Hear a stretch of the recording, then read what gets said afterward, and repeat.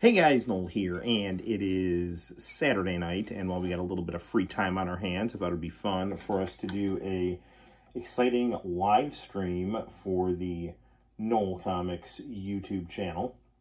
Bear with me, I'm just trying to get my chat up on the screen over here. Let me make sure I'm muting myself here. So yeah, right on. Yeah, I don't know. I'm thinking... Oh, you know what I got to do before I go to bed? I have to do the audio to the Robot City video. So maybe we won't go super late on this live stream because the Robot City video, it is a coming. So we got some cool purchases from Robot City. We got X-Men 2, The Clone Wars on Sega Genesis. I don't really like that game as much as the original, but everyone says how great it is, and I saw it there, and I wanted to see what it played like on real hardware as opposed to emulation, and I will say it does play smoother on real hardware than emulation, at least in my experiences playing it. But I think the game is too hard and annoying. I mean, I have a infinite life code on it, and it's still annoying to play. I also got Batman Returns on the Super Nintendo, which is a fantastic game. I'm almost always a person that will say a Sega Genesis port is better than a Super Nintendo port, but in the case of Batman Returns, Sega and Nintendo had two totally different companies making their Batman Returns games, and it just so happened that Nintendo had Konami and Sega just had some, I don't know, in-house American group that did a nice job on their game. I like that game, and I have a review of it on my channel, but it is pretty cheap. The Super Nintendo game is a lot better than the Sega Genesis game. It's basically like Batman if it was Final Fight. Really good side-scrolling beat-em-up with Batman, a one-player beat-em-up. It's very, very, very, very good. Maybe not quite as addictive as Final Fight, but really good. I really enjoy it. And then I got Resident Evil 2 on the N64, which is a very, very, very good game. I actually think that that's the best port of Resident Evil 2 that I've played. I love the PlayStation version, but there's a really easy infinite ammo code you can do for the N64 version. You don't have to have a Game Genie or Game Shark or anything like that. I mean, I do think that some of the full motion video on the PlayStation is probably a little sharper, but the fact that they were able to get full motion video on the N64 is really phenomenal, and the graphics on that game don't have that kind of smudgy, like kind of Vaseline-y look that some N64 games have. It's got very crisp 64-bit polygonal graphics. And again, I'm someone who, tends to like the Sega Saturn and the Sony PlayStation a little better than the N64, but I do think the N64 Resident Evil 2 is super, super, super good, and I really enjoy playing that. We beat Dragon Quest 2, and reviewed that game, so we'll, I don't know, so we'll probably not be playing any RPGs. Maybe check out some international channel tapes. One thing I do need to get to is, for Easter, the Easter Bunny brought us Final Fantasy 16. We got to check that out. I do need to get some more memory on the PlayStation 5 because Santino keeps wanting to play, like Madden and MLB The Show and all these other games that, they have to install on the PlayStation 5, which is insane. And they just take up a shit ton of memory. So, I don't know. It is that time of year when you've got a lot of good wrestling pay-per-views on. So AEW's pay-per-view is tomorrow. And then we got WrestleMania coming up soon. So, so that'll be interesting. I don't know. Is WrestleMania in a week or 2 weeks? I don't know what's going on. But apparently they're complaining because not a lot of people are buying tickets. WWE just hasn't been very good. And it's not, I don't know how much of it, I don't think it's like TKO's fault because Triple H can't have his pure creative vision. Like, Triple H's pure creative vision is just what Vince McMahon did to his competition. Poach their talent, tweak things a little bit, and present it on a big budget. Like, that's not genius, okay? I mean, WWE has brand loyalty and exposure. So when you do that, sometimes it works for you. But I don't think anything that WWE has been doing since the CM Punk heel turn has been anything special. I think, WWE for a little bit caught lightning. I mean, this is like so funny because like everybody in kind of internet wrestling community land has this idea that Vince McMahon is an idiot and Triple H is this genius and blah, blah, blah. Just because Triple H poached a lot of Ring of Honor talent and presented them on NXT. From what I've heard, a lot of those talents like Triple H and appreciated the opportunities that he gave them. But what really helped WWE kind of catch lightning in a bottle was, the defection of Cody Rhodes from AEW to WWE because fans were just booing him and booing Brandy, and he just got pissed off, and so he left. That's how it appeared. And so then he went to WWE, and he had a pretty, good showing. So there was a lot of excitement because, he jumped ship and now he's back and we have a big AEW guy and there's room for him, there's like nothing really holding him back. Like, he wrote himself creatively in a corner in AEW because he, made it so he couldn't compete for the championship, and then he was just kind of this perpetual mid-card babyface that was getting shoved down people's throats, and so people started to boo him because the reason Cody got popular on the indies was because he was a heel on the Bullet Club. But WWE has always been like a babyface territory, so to have Cody Rhodes come back and have an opportunity to play Mr. Babyface and, to have a lot of fans that are eager to have a AEW top guy back. So kind of the same way when a New Japan guy shows up in AEW and all of a sudden everybody, whether or not they 100% know the guy, are like, whoa, New Japan, that's credible. That's like credibility, man. Like, this place is like really cool and now they're here and this is cool, So I think it's the same kind of thing with AEW. Plus Cody had already been in WWE. So Cody got his chance to play like main character superhero because that trope lends itself really good to the WWE territory. Plus he had history in the company. Plus there was the mystique of an AEW guy. And then Vince McMahon rightly made the call of, I don't want Cody Rhodes winning at his first WrestleMania back. And because the thing is, got to take a look at it here. I don't know if Vince did this on purpose or it was by accident, but it was so obvious that they were gonna do this like finish the story, boyhood dream story, and it was very predictable. So when Roman Reigns won, right, it set up a lot of sympathy for Cody Rhodes because Cody Rhodes' weakness as a babyface is he gets stale pretty quickly. He's not like a Hogan, who has like years and years of babyface energy, like people get sick of Cody as a babyface after probably about 4 to 5 months. But him not getting that title at WrestleMania set up the chase. And and Roman it was kind of getting to be his time to kind of shift out of being the main character. I say that WWE is a babyface territory, but Roman Reigns is just a lot better at playing a heel. And, kind of the powers that be wanted Roman Reigns to kind of be the guy. He's got a good look. He's got, the family connections, he's got a good work ethic, things like that, at least from what I can tell, got charisma.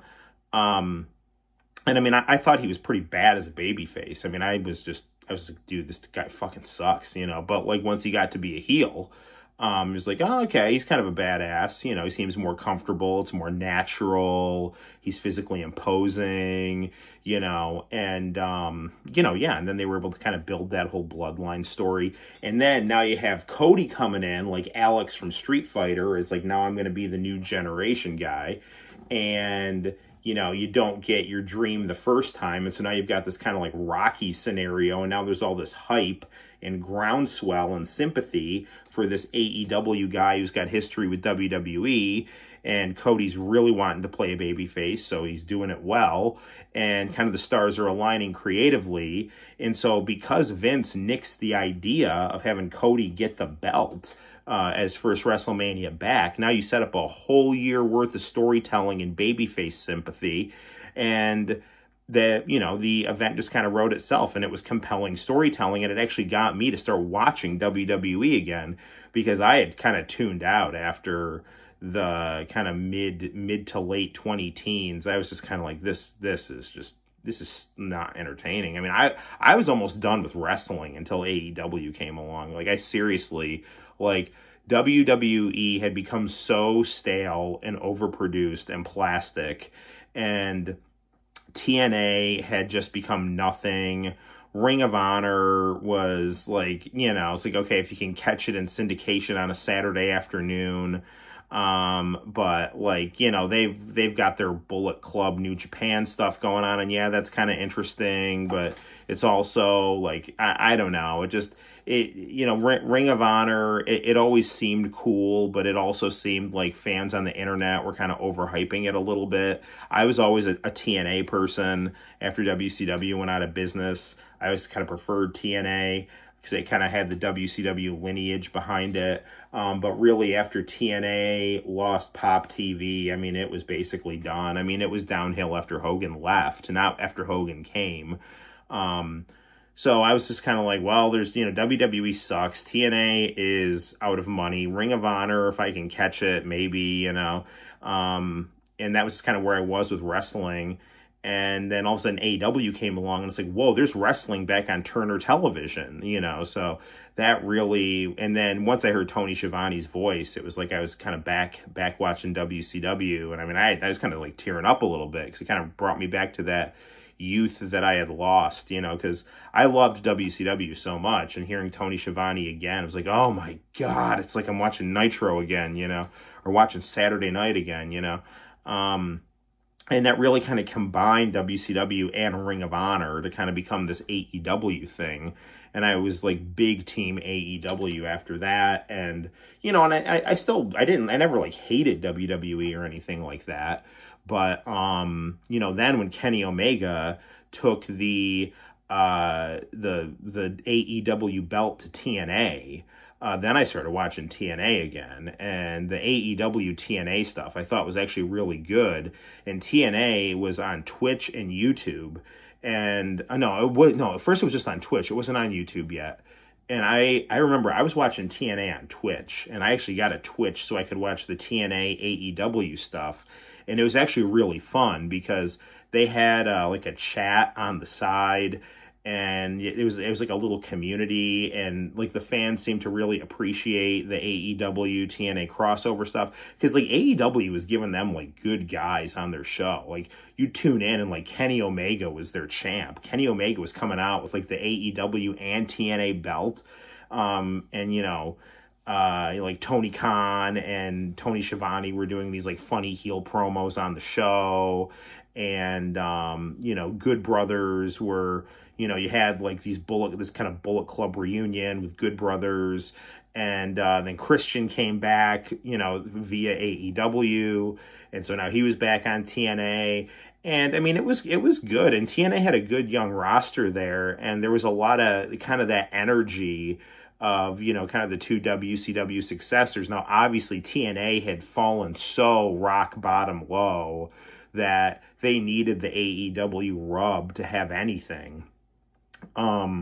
But I had kind of started watching TNA and AEW again, and I was getting TNA pay-per-views and watching AEW every week and watching TNA on Twitch, and it was really fun. And then once the partnership stopped, I was still watching TNA, but it just kind of was getting like, they were just shoving Moose down people's throats. And I mean, Moose by all accounts seems like a cool, nice guy, but I just didn't really like his character as like a serious character. He, like Moose is like that jock character with Veda Scott as his kind of sexy, like kind of numbers person with a clipboard valet. Like that was cool. But Moose is like some kind of Ric Flair, Roman Reigns hybrid wearing like tighty whities and moose antlers is just not it, man. And I was just kind of like, this is just stupid. I'm not watching this anymore, And then, I don't know, by all accounts, TNA was just like, they couldn't, fill a cafeteria. And then they just basically had to capitulate to WWE and become their AA minor league promotion, and just, it is what it is. I mean, I tried watching TNA when they debuted on AMC, because after years and, after a long time, I mean, they finally got back on basic cable. I mean, they'd been back on basic cable since the Spike TV days.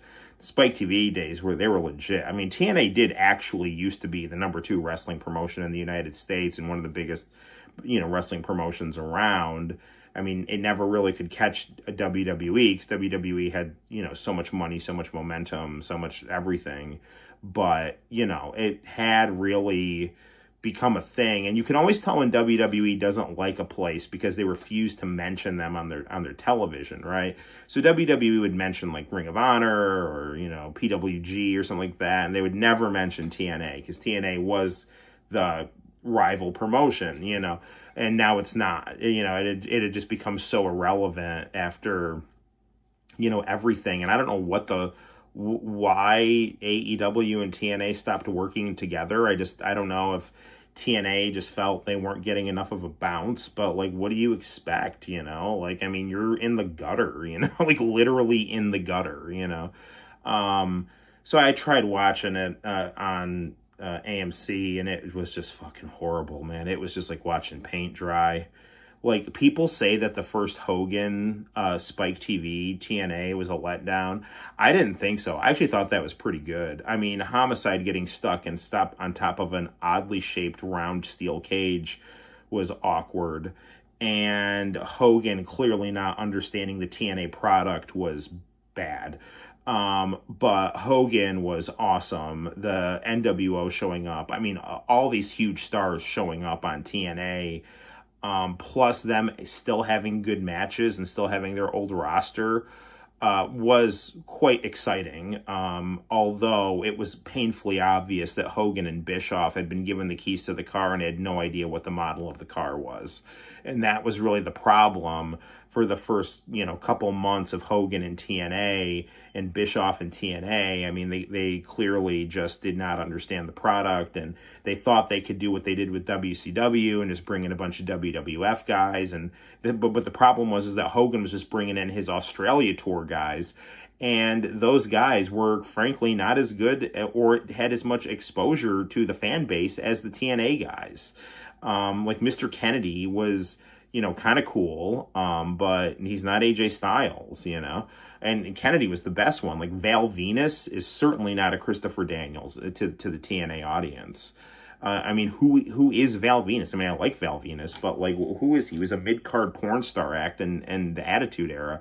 Christopher Daniels has been an anchor of that program since it started. So, Orlando Jordan, kind of having a Goldust Lady Gaga gimmick, I thought was kind of funny. But, I mean, like, you can't just push these WWF mid-carders that just don't have it's not the same thing. Like, Hacksaw Jim Duggan beating Stunning Steve Austin, that makes more sense than Val Venus beating Christopher Daniels, because Hacksaw Jim Duggan, like, that dude actually won the Royal Rumble. Like, he was a legit guy on WWF programming during the Golden Age. And at that point in time, Steve Austin was a mid-card guy, like, in WCW. He was kind of a mid-card guy with an edge and a little bit of swagger. Like, that is who Steve Austin was in WCW. So him losing to Jim Duggan, that is okay, I think. But, but the thing is like, you got to understand, too, is that TNA, their audience was not, how do I put this? It wasn't an indie promotion, but they had a very unique style of wrestling that did not necessarily jive with just typical WWE mid-card wrestling.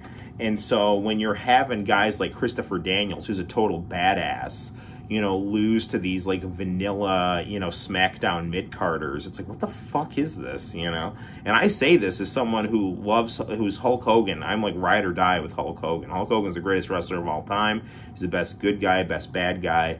That is just what it is. Hogan can work. You go watch his Japanese matches. He's got unmatched charisma. He is the Michael Jordan of professional wrestling. Nobody comes close. He waltzes right back into WWF after being gone in WCW. He's getting cheered over Steve Austin and The Rock.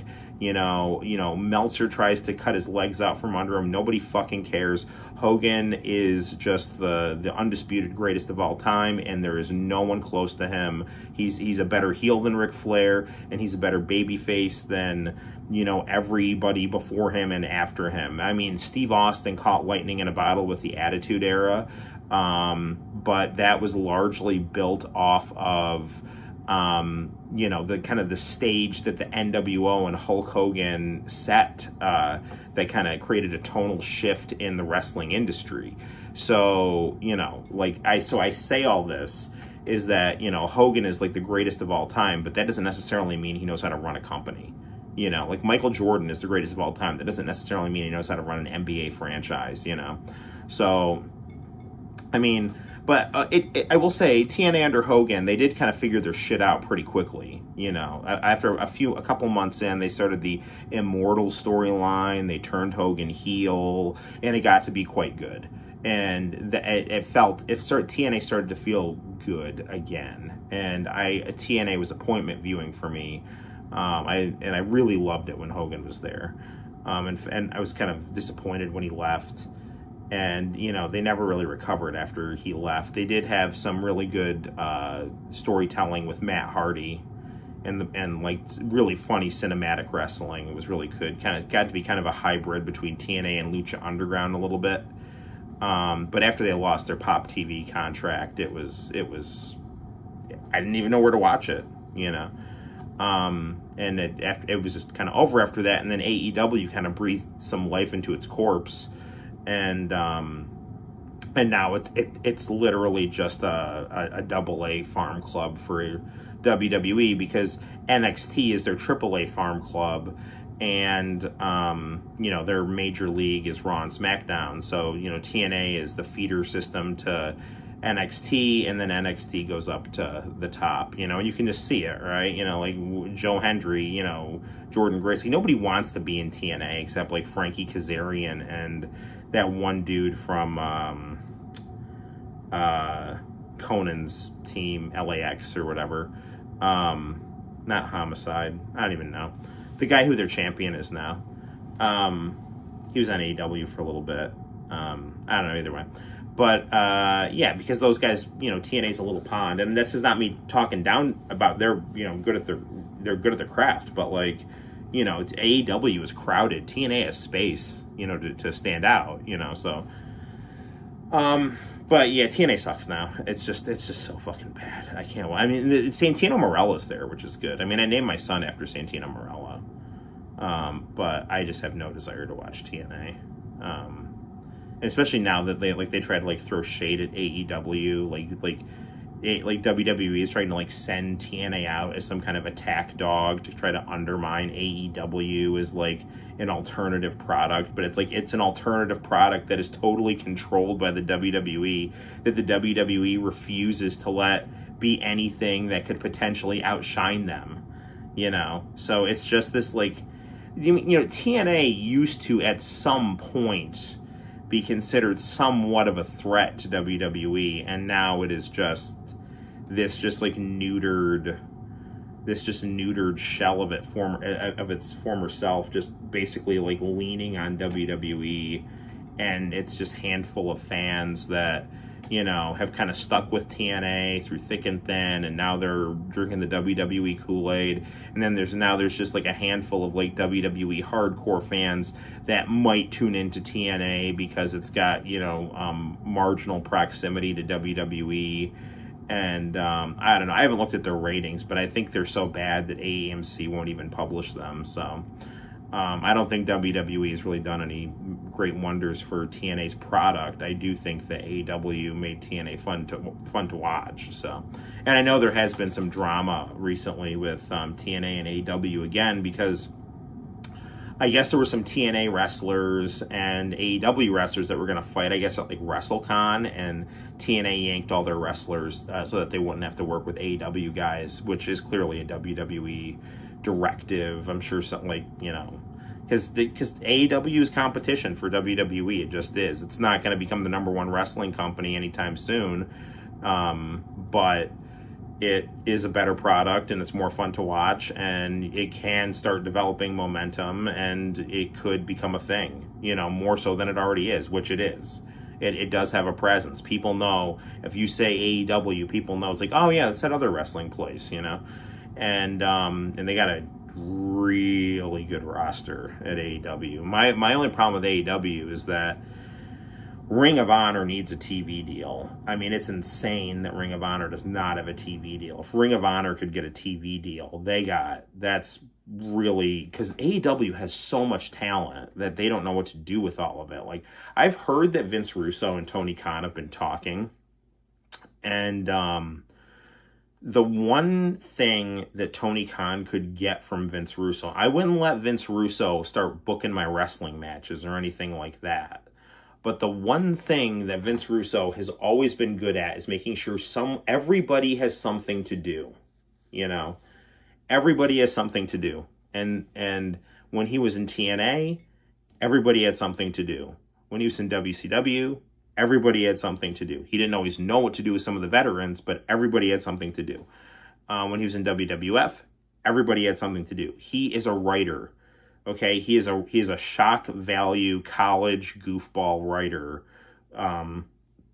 who, I don't know, tries to balance his born again Christian faith with his love of tits and ass. I don't know, but that is, you know, I guess you could do a lot worse than that. But I don't know. We should probably play some video games pretty soon.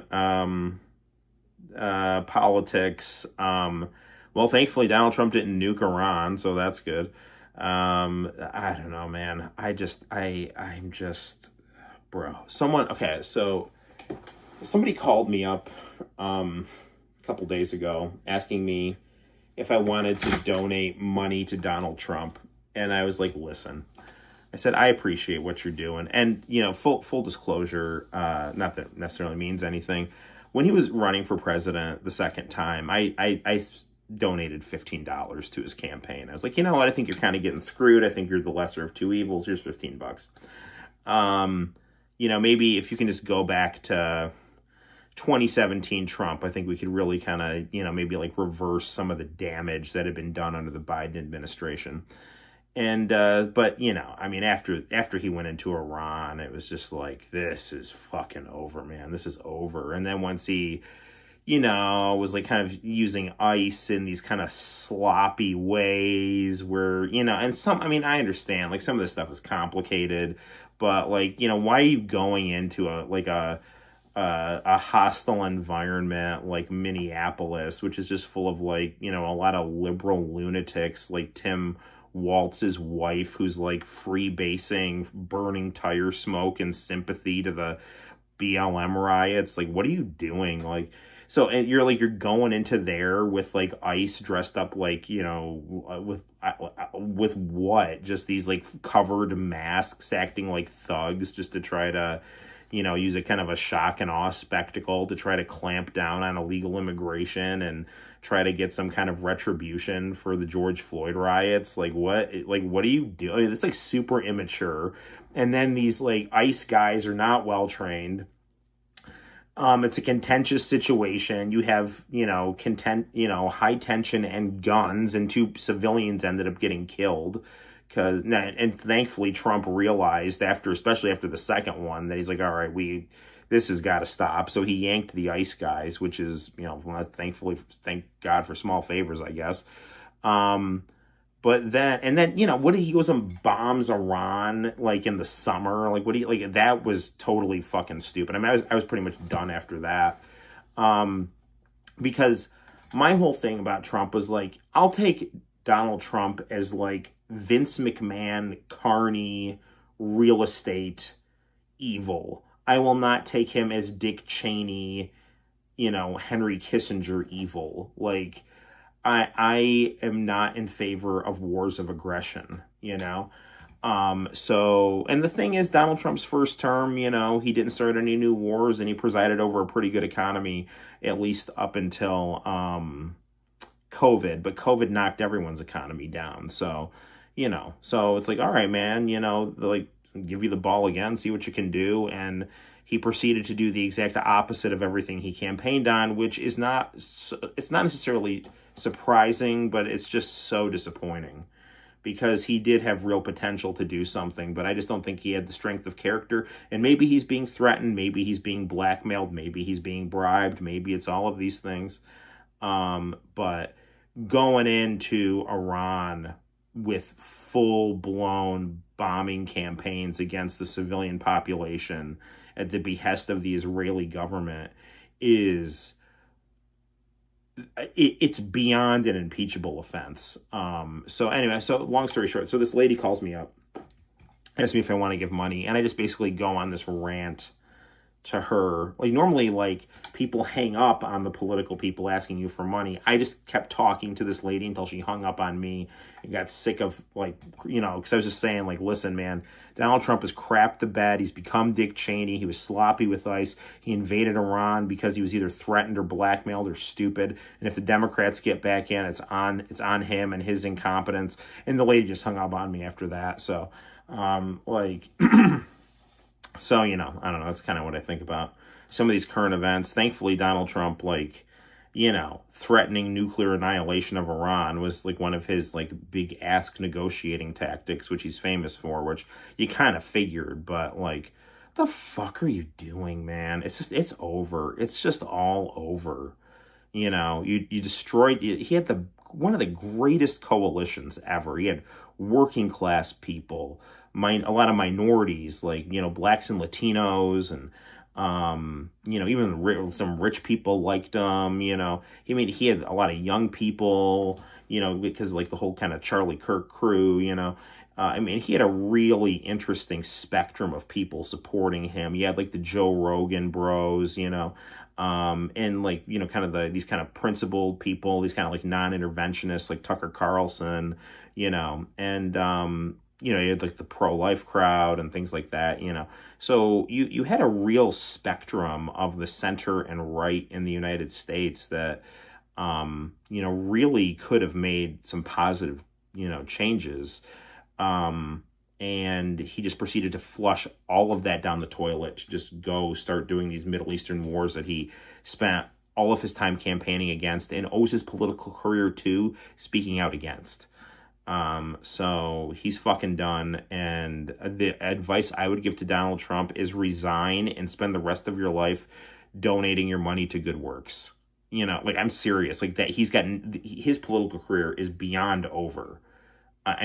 There's nothing he can do at this point other than just resign, pardon yourself of any wrongdoing so you're not going to get thrown in jail, and then just go start supporting charities with your money and repentance for how badly you fucked things up in your second term, and just wash your hands of everything. That's what I would do if I was him, but I don't know. Let's play some Resident Evil 2. All right. My camera stand broke, so I'm using something a little different here.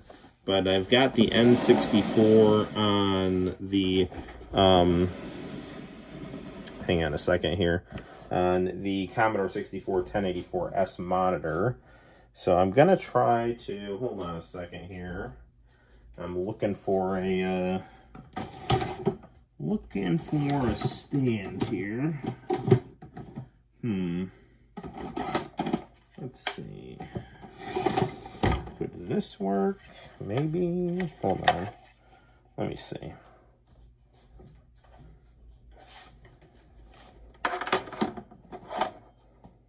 Sorry. Hello. All right, let me see here. Maybe put this down a little bit.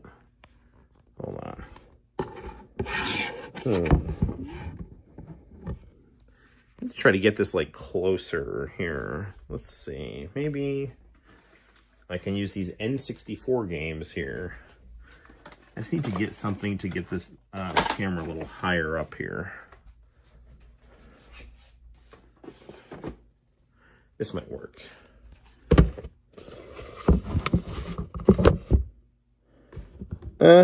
Yeah, pretty good. All right. Let's get it away.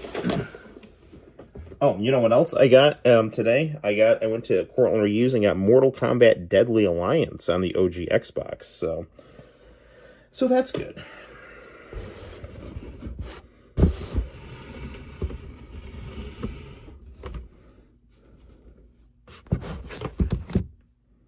All right, I think that's pretty good.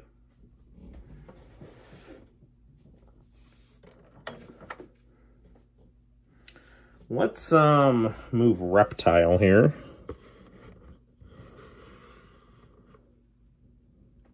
Okay.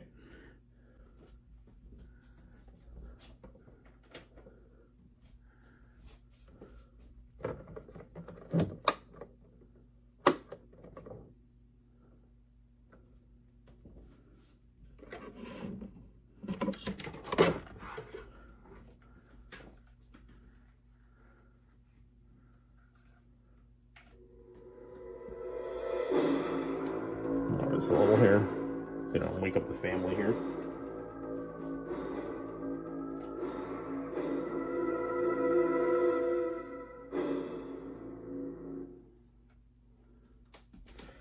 All right, let me grab my my video game codes here. Have them on a little slip of paper, just like the '90s here. See, this is how we used to do it back in the day, right here. So.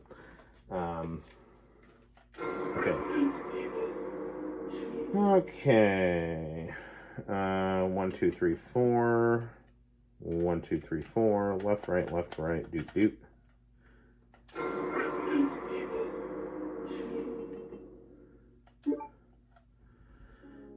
Okay, back in the dark room here.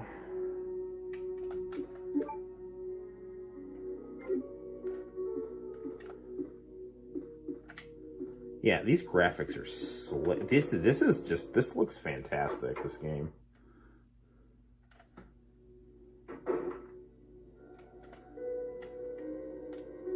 Maybe I'll turn the brightness up a little bit here.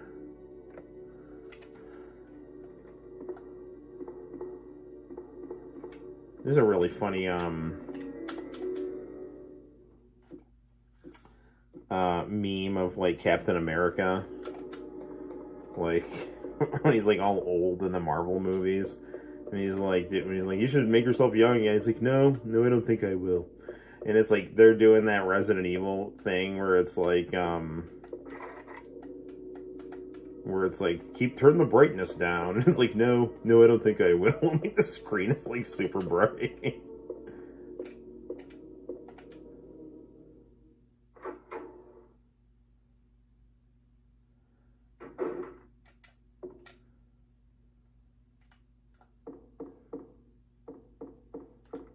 Chat seems pretty quiet, but you know, that's okay.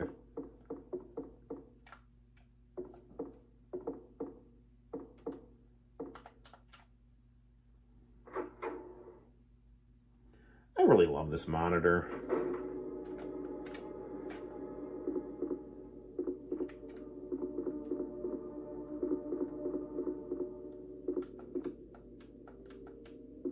It's been so long since I played Resident Evil 2.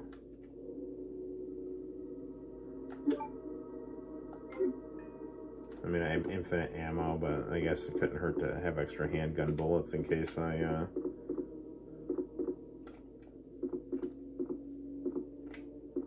Did I unlock the desk drawer? Is there anything in this vase here?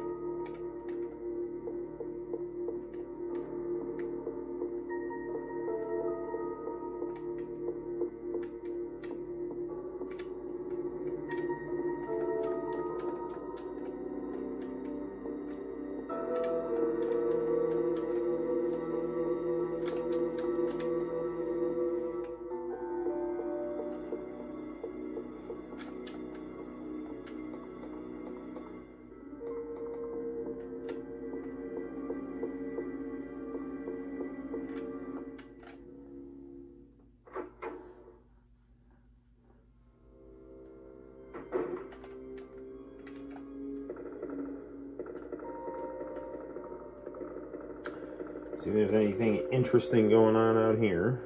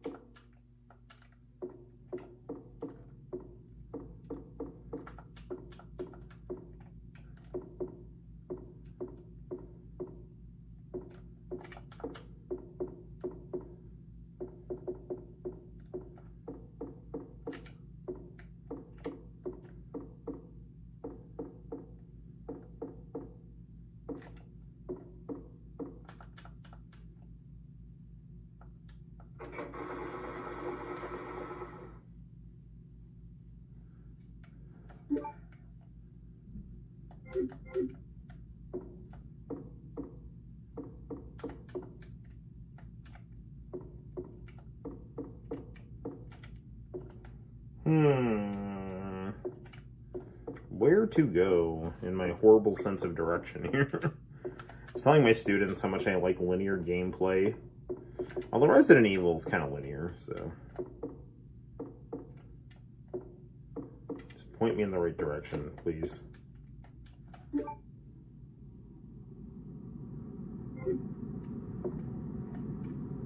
Do I need the crank?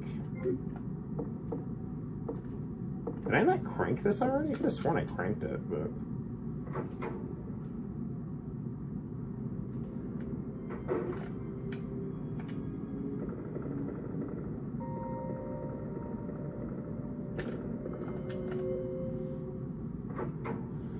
You know, I always wanted to get Resident Evil 2 on the N64, and, you know, now I have it, and I can tell you I'm happy I have it.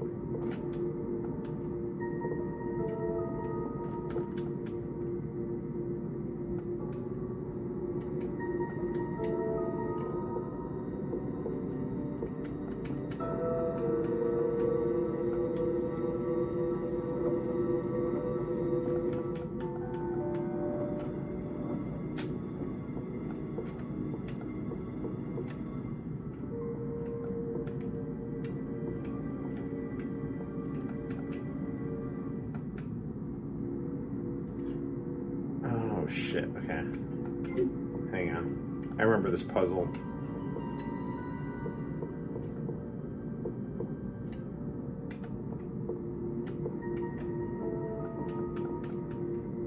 Alright, so... the two middle ones are in.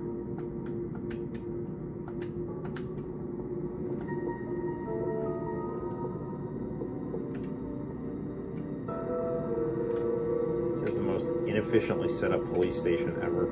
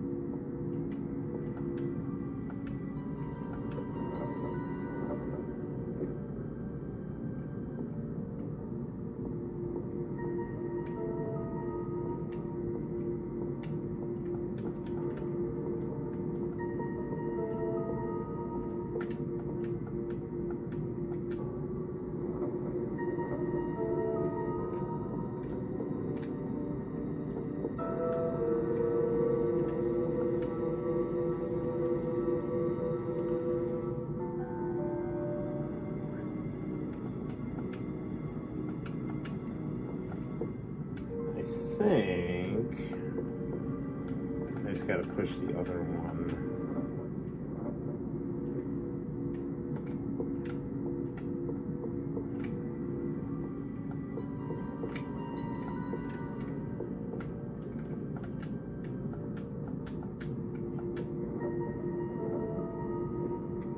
There it is.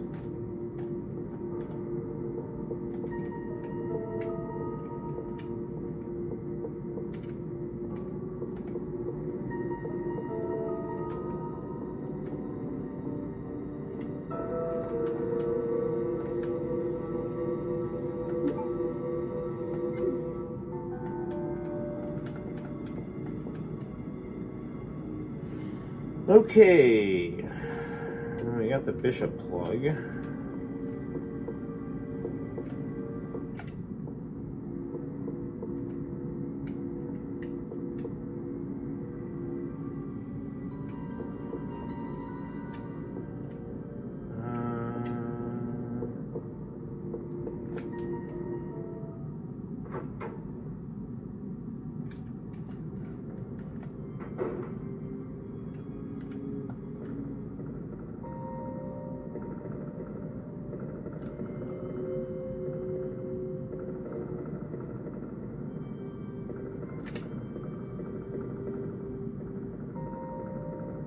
Good old Leon. My name backwards.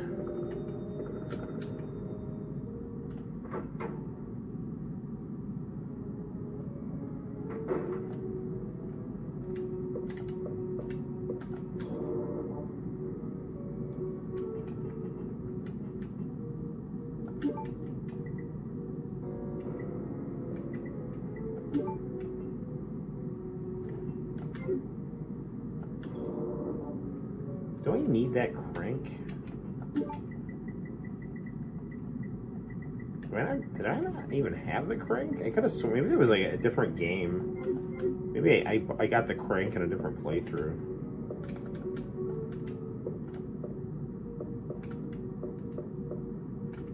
It never hurt. Should probably save.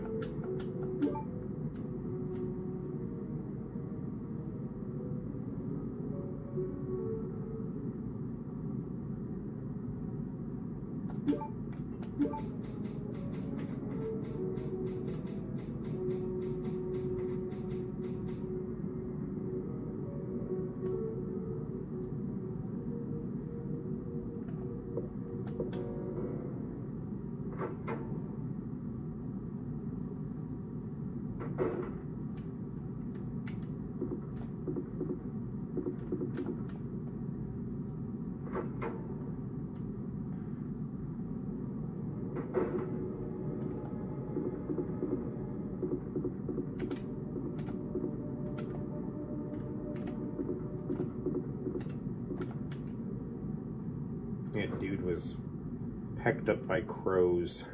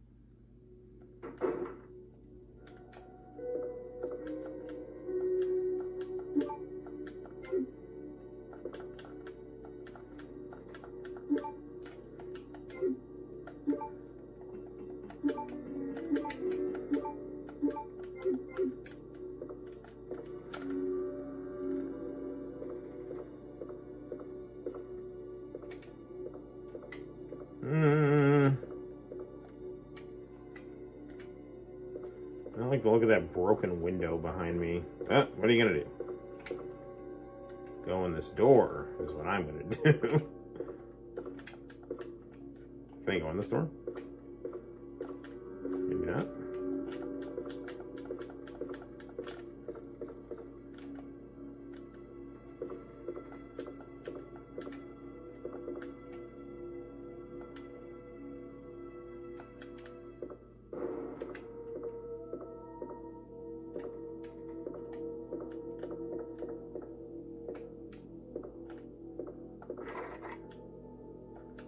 Club key.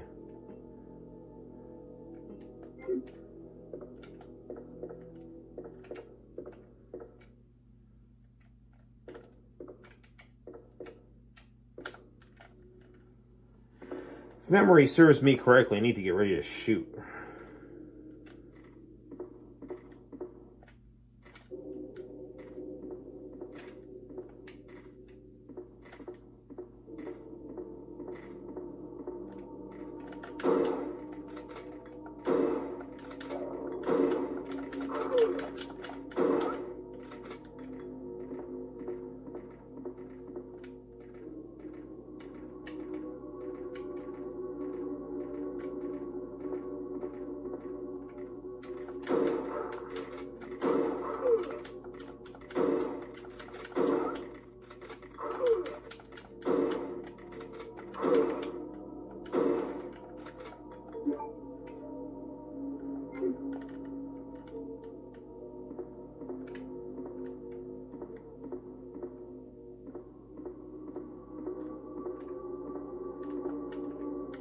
Forgot about the zombie dogs.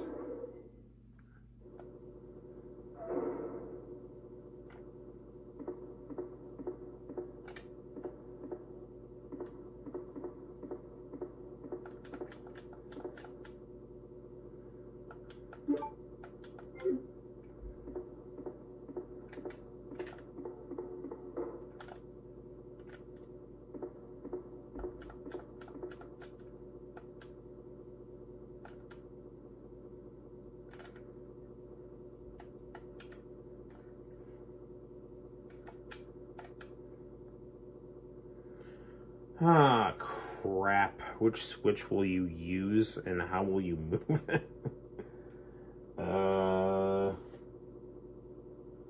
Hmm.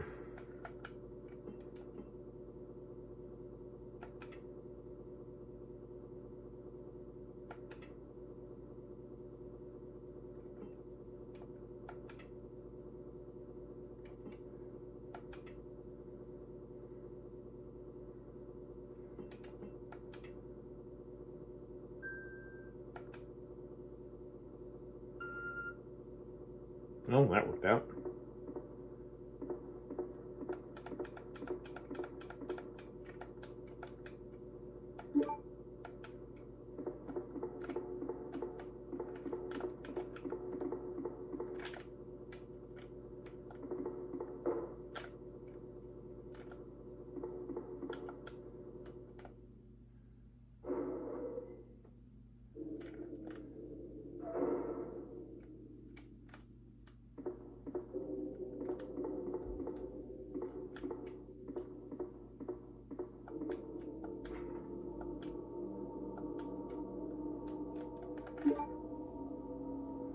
Well, I don't have the card. I need to open that up.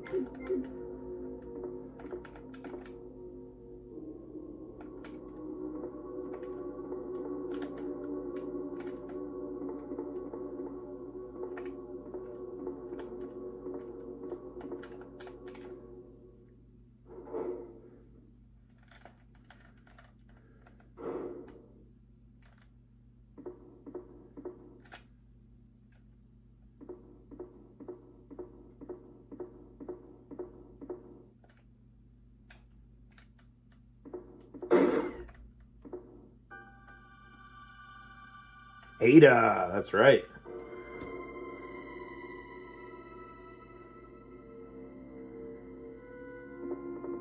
Sorry about that. When I saw the uniform, I thought you were another zombie. Who are you? Ada Wong. And what are you doing here? I'm looking for some guy named Ben. He's one of those reporter types, always looking for a scoop. I heard he was locked up in a cell block, only there's a wrecked car barring the entrance. I've been trying to find another way inside.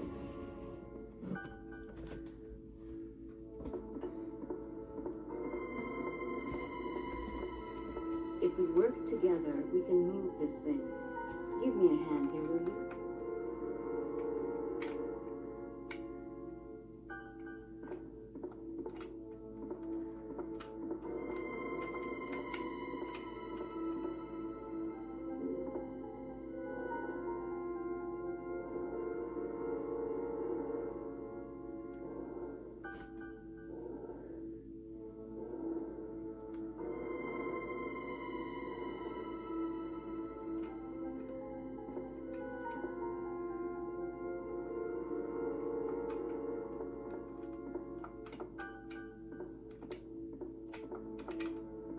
Oh, I guess go on here.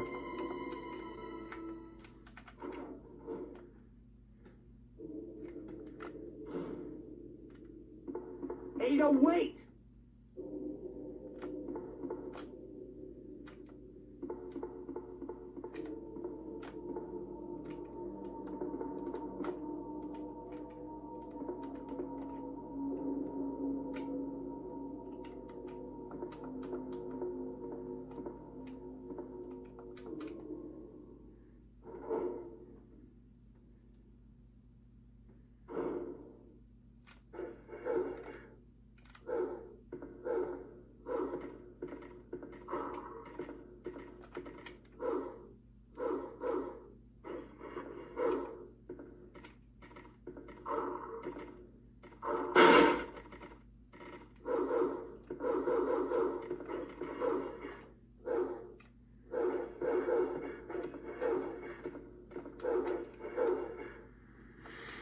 Oh, those wacky dogs.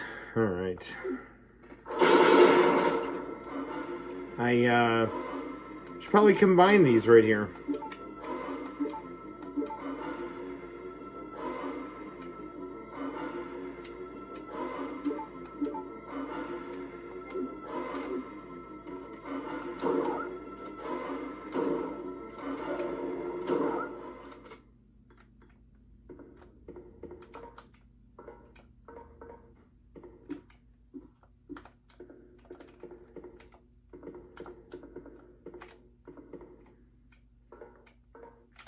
Sorry, puppy.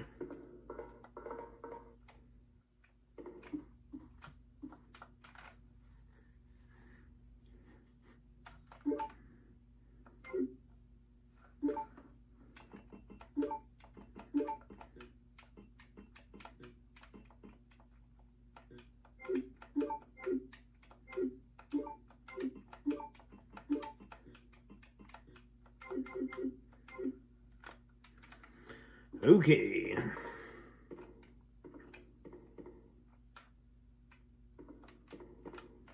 Turn the brightness up a little bit more just so I can make sure you can see everything here.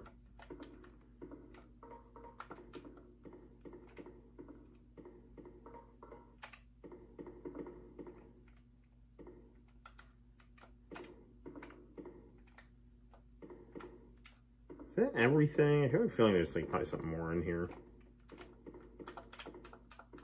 Oh yeah, this. Maybe able to move it with the right tool.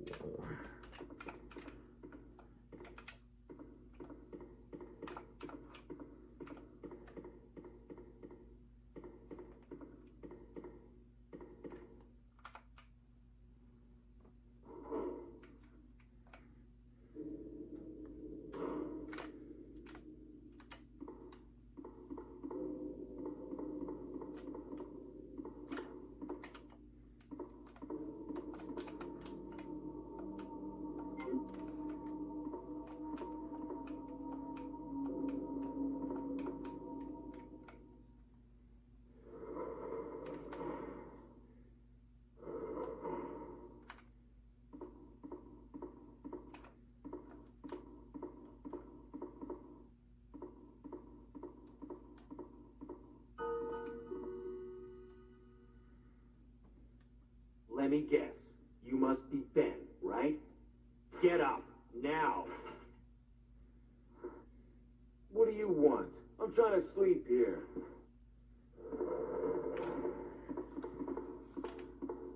Is this the guy?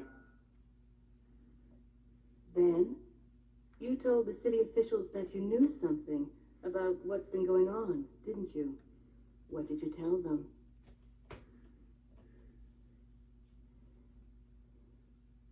And who the heck are you? I'm trying to find my boyfriend. His name's John. He was working for a branch office of Umbrella, based in Chicago, but he suddenly disappeared 6 months ago. I heard a rumor that he's here in the city. I don't know anything. And even if I did, why would I want to tell you? Okay, I say we leave him in there. Does anyone know where they put the key to this cell? I have it right here, officer. But I'm not about to leave this cell. Those zombies aren't the only things crawling around out there. What was that? Like I said, I'm not leaving this cell.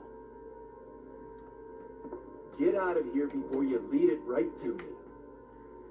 I don't. Hey, Is this I'm not Mr. going X? I anywhere. can't I'm the remember. only cop left alive in this building. What? Look, if you want to live, then you're gonna have to leave with me. But do you even know how to get out of the city? There's a kennel in the back of the building. Inside the kennel is a manhole. Go through and it'll lead you to the sewer entrance, but it won't be easy. All right, I'm going.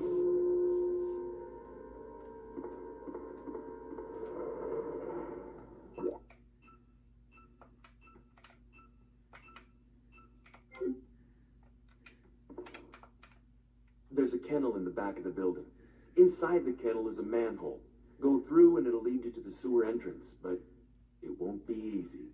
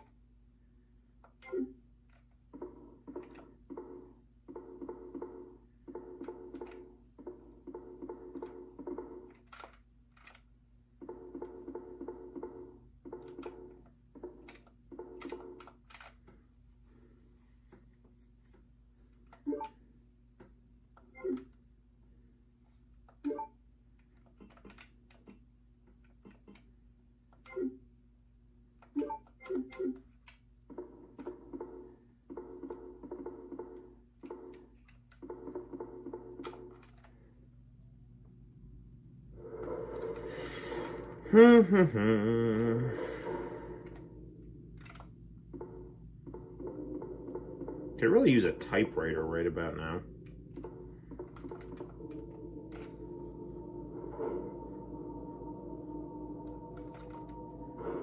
Any more evil dogs? This is the original dog from hell. You mean Cerberus? I'm fired, aren't I? Oh, yes.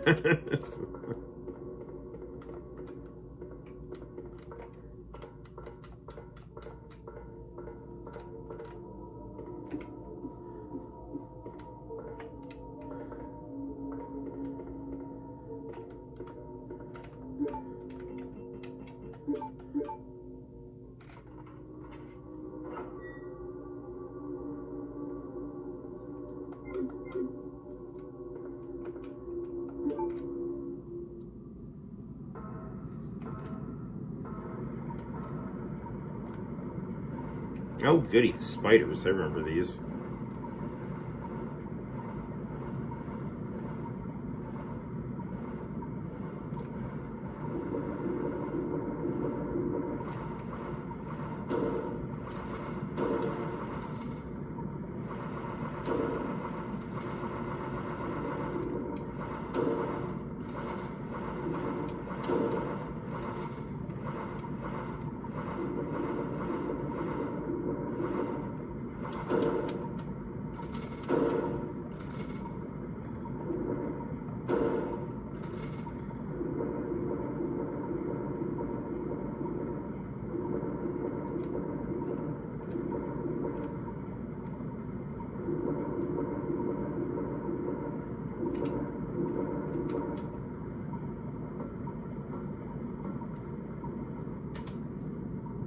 Oh, hey, Nick. It's Resident Evil 2. I didn't see you around there. It's Resident Evil 2 on N64.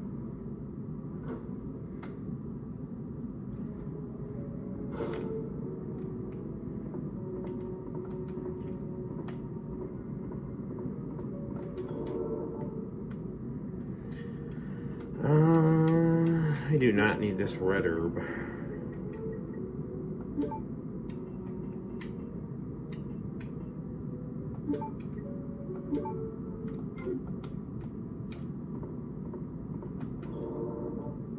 I do need that shotgun, apparently.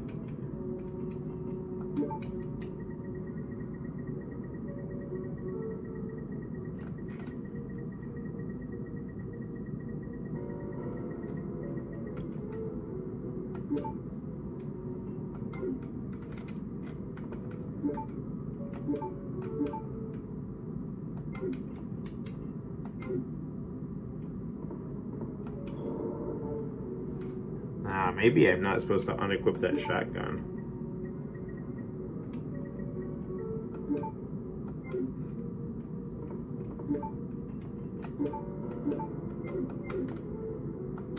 Yeah, okay, no, it doesn't matter.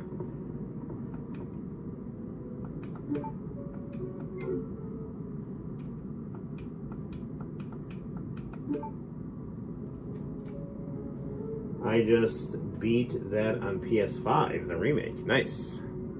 I haven't played the new version. I probably should. I have the new one on Xbox One.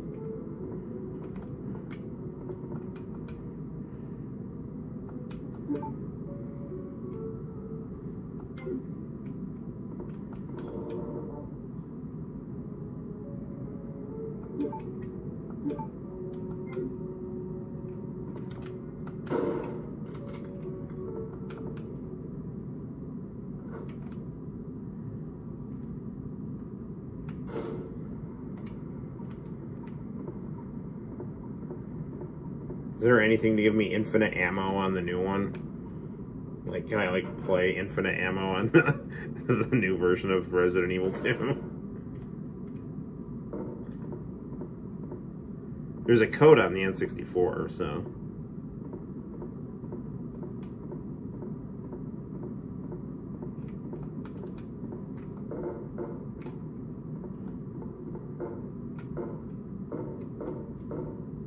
No. Still a code game, yep.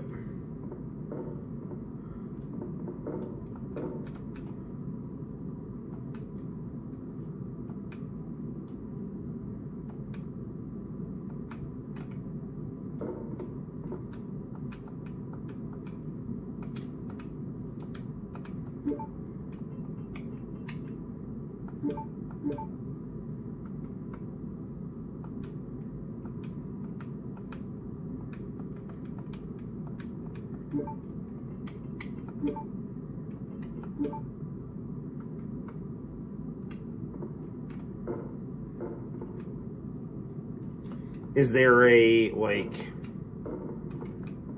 Is there just, like, one difficulty on the new Resident Evil 2? Or are there, like, multiple kind of options for different types of gameplay?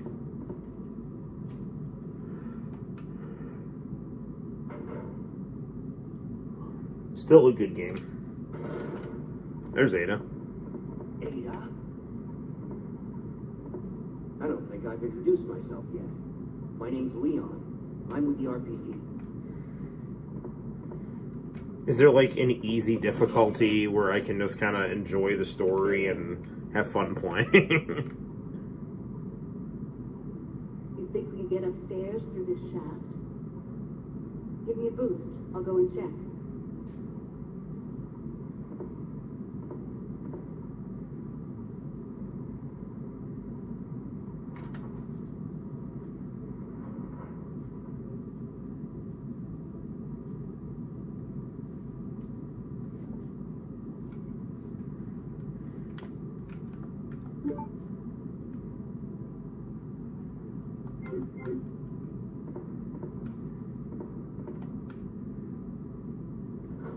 Easy is what I play. Still can die, but it's more enjoyable.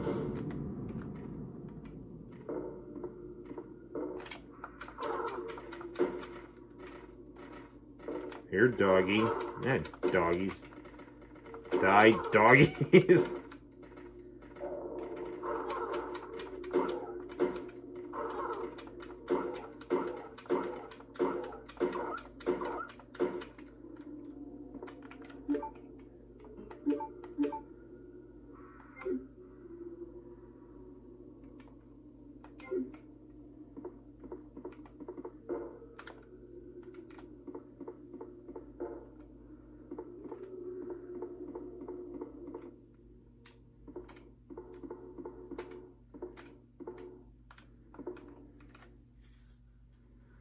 Yeah, like, my thing with, like, Resident Evil is, like, I really enjoy the game, but, like, I want to be able to feel like I can, like, have, like, I'm not dying for, like, unfair reasons, you know? And with, you know, I mean, some of the tension in Resident Evil is kind of due to your, like, lack of supplies and things like that, which, like, I get, but it's just, like, really... I don't know, it's just like, it's a lot more enjoyable to play if I have something like infinite ammo where I can, like, feel like I'm in more control of the situation, you know?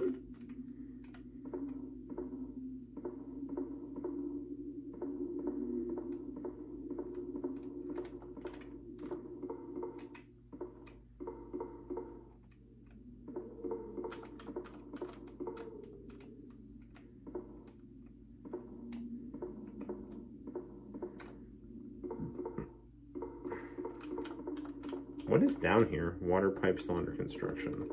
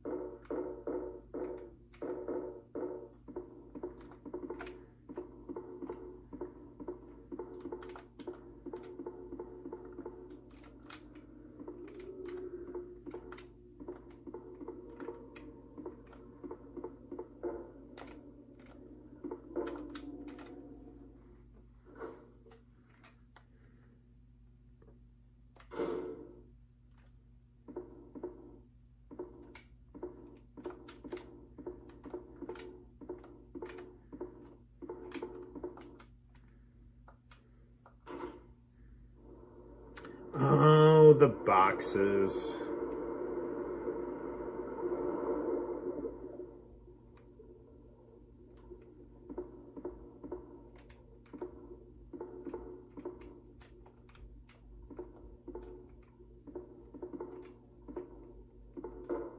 I don't remember this.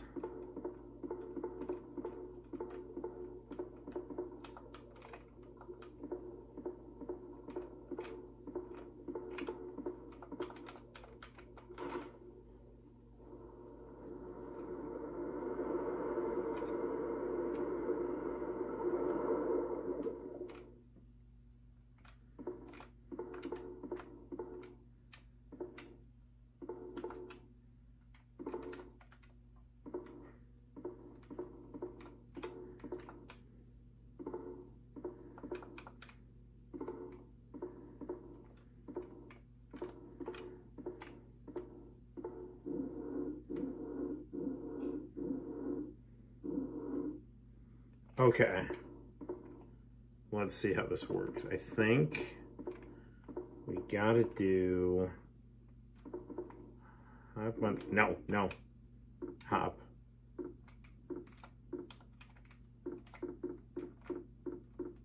Darn it. All right. We need to...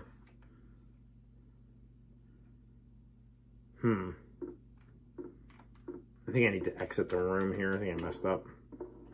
I remember this puzzle here.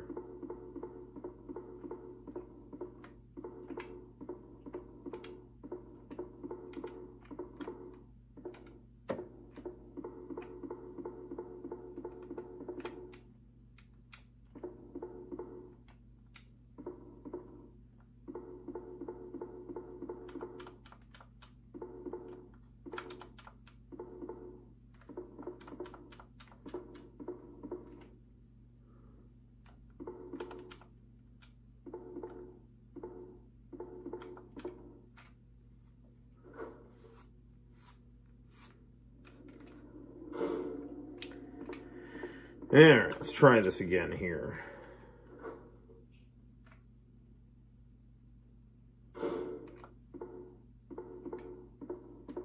Okay, so I think I need to...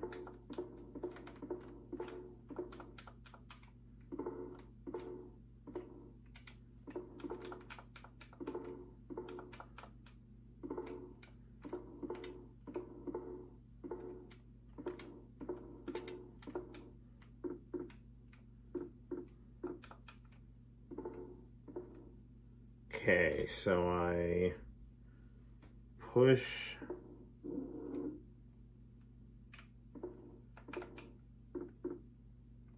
Yeah.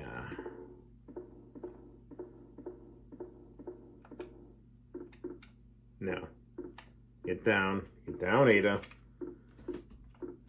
Tank, control yourself on off that thing. All right, here we go. And then we're gonna push this. Wait, do we need to push this a little more forward?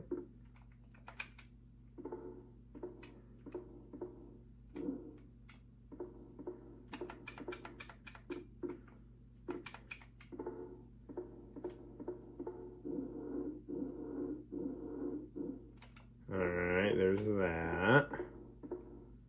And then we push you forward here.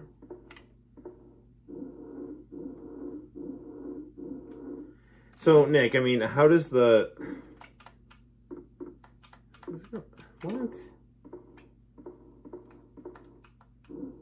Okay.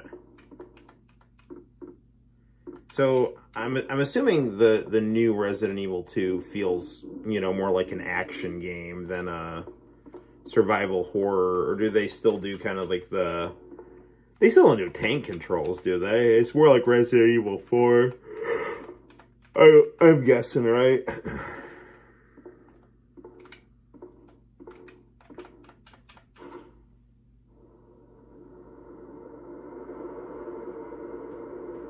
Resident Evil 4, that was a nice game. That was a good game.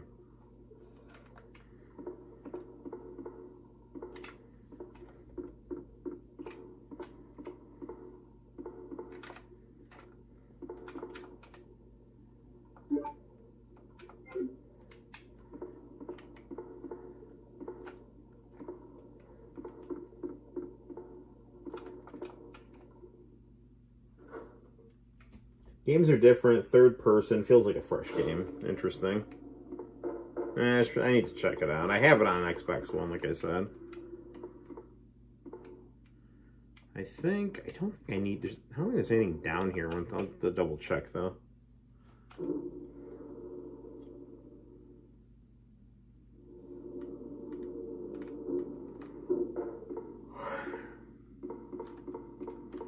Yeah, no. Just double checking, making sure I didn't miss anything. Slight story difference. Interesting. I really do like the pacing of these older games, though. I find them very relaxing. Especially, like, if you have, like, something like infinite ammo or something where it's, like, your gameplay is... Like, you can kind of feel, like, more in command of the situation. The pacing of these games is very, just, Leon, interesting. Can you hear me? Ada, did you find anything? Right here. Think fast. Here's one more.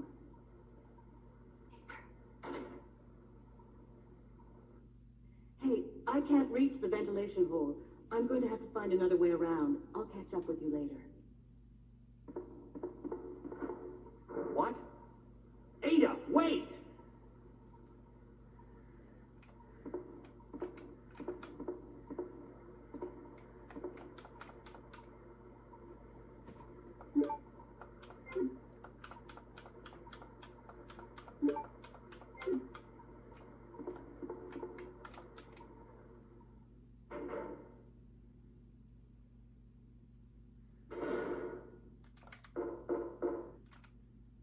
Let me just double check. I don't think there's anything if I ran forward there. I just want to double check everything.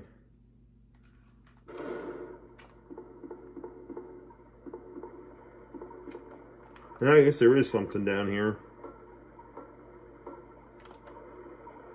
Oh yeah, no, it's the spiders.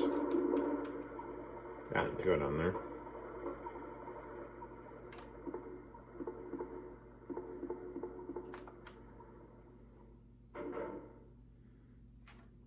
How major is the story difference?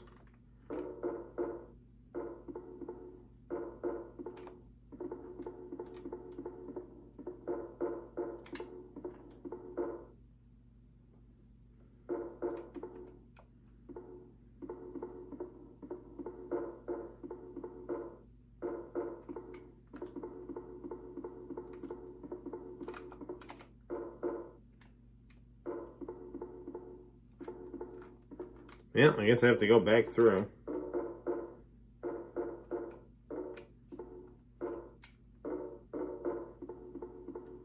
Nothing too drastic. Interesting.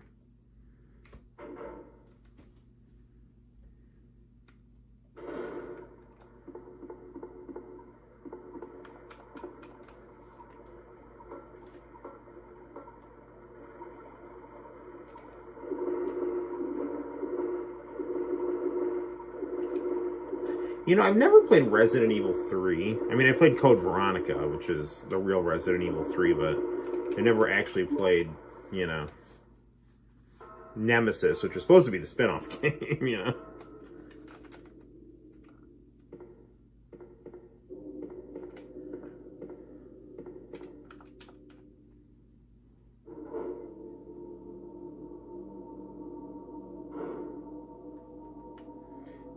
Never played the games before, so I bought all of the games. Gotcha. So, have you ever played the older games with the tank controls?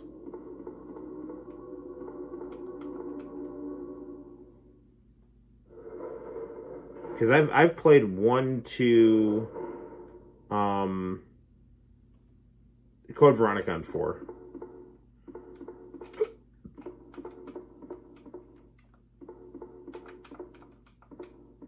I don't know. I guess Buddy's not here anymore.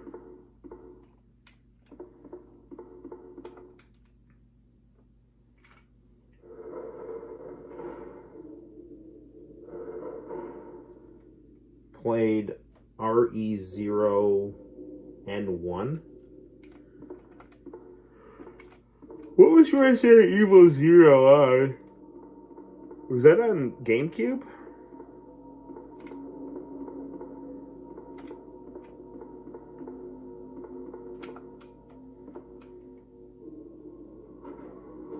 I played all the old ones with like Game Sharks, you know.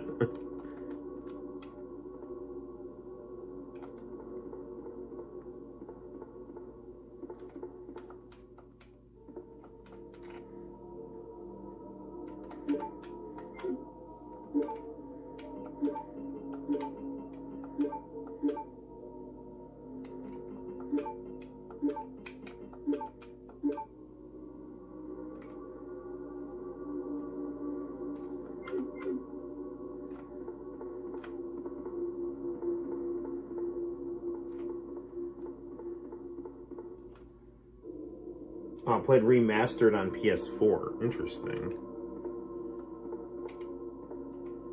Wait, Resident Evil 0 remastered? Yeah, I think it is a GameCube game. Because I'm pretty sure Resident Evil 4 was supposed to be a GameCube exclusive. So, I mean, there was a period where I think... Get the hell off me, bro. We still alive here? Yeah, I guess so.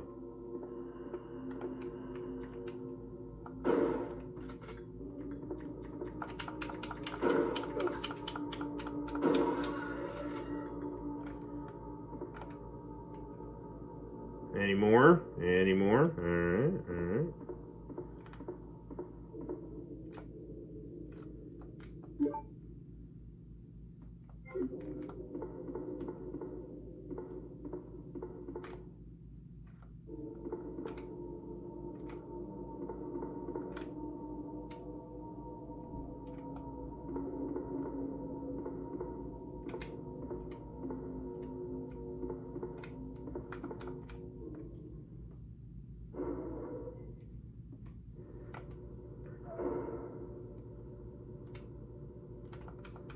What, I never played 0. What, is that like, who's the, is that the Rebecca game?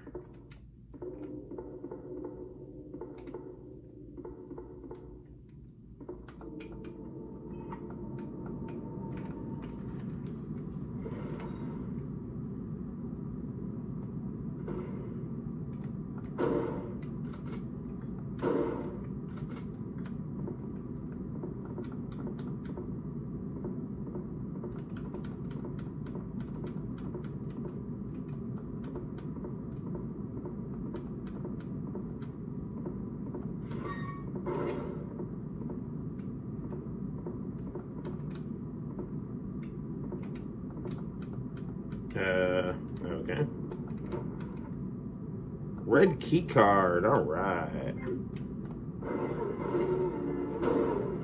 Yeah, I figured. Yeah, we all coming at old Leon here. That's what I figured. Come on, guys. This is like what I did in Metal Gear Solid 3. Just got up against the wall and just took out an entire Soviet arsenal from a bathroom stall? And all of you?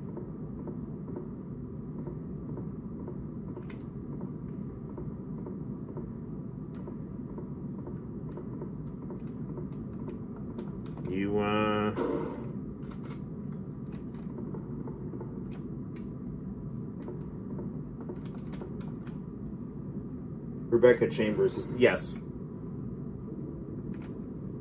Yeah, Rebecca's cool.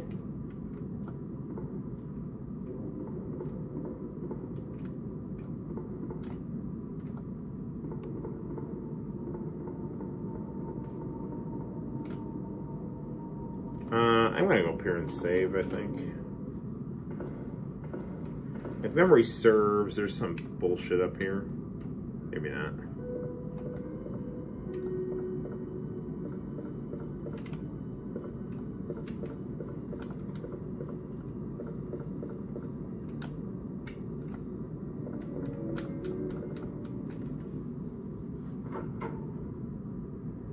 Yeah, Rebecca's the girl that,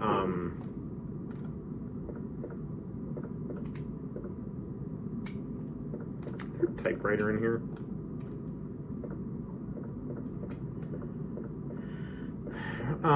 You know, Chris finds her in the basement in Resident Evil 1.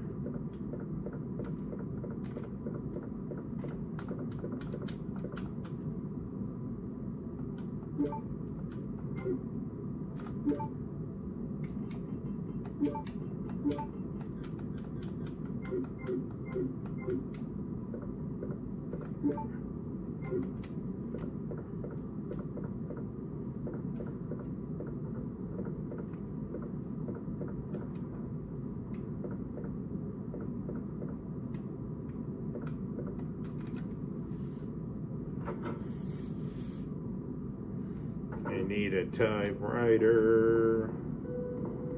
Where's the typewriter?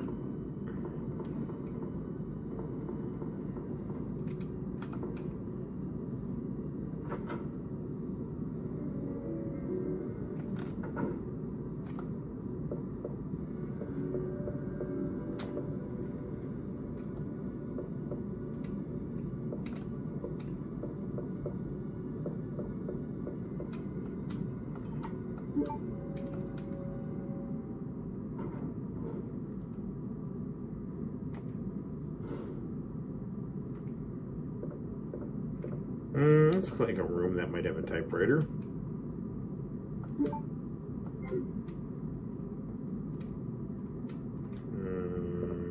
Maybe not. Maybe something's gonna attack me. I don't know. Yes.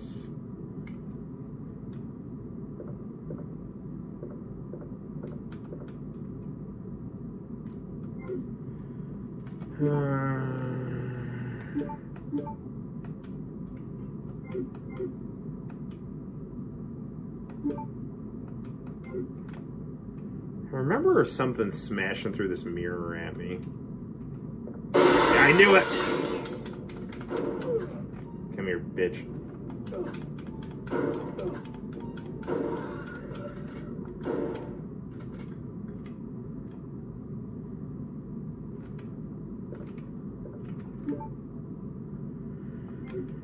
Yeah, I figured. I remember that mirror being broken from the last, when I played this on the PlayStation.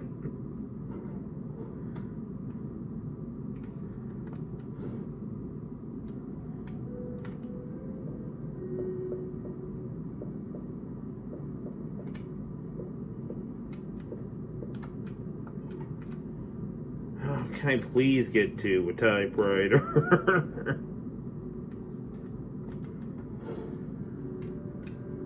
I see papers. Is this the police chief?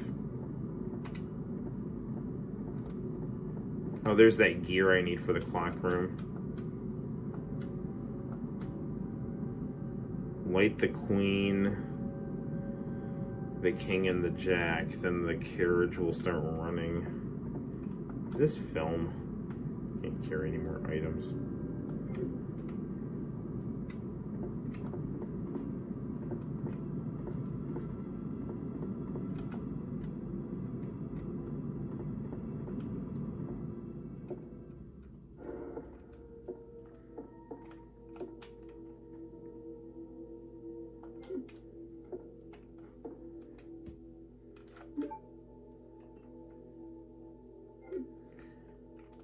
Okay, how did this work here? What was it saying? Light what?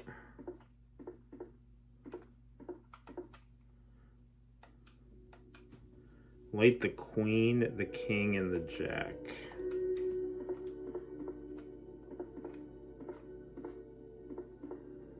The queen.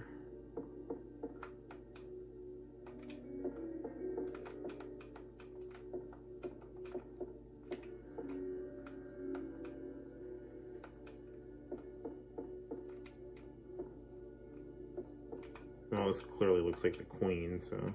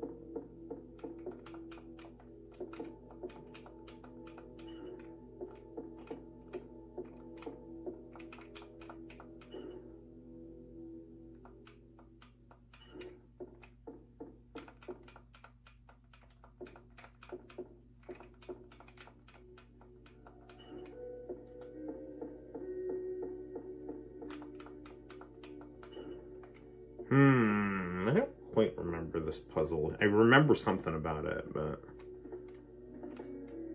Is there something on, like, papers or some shit here?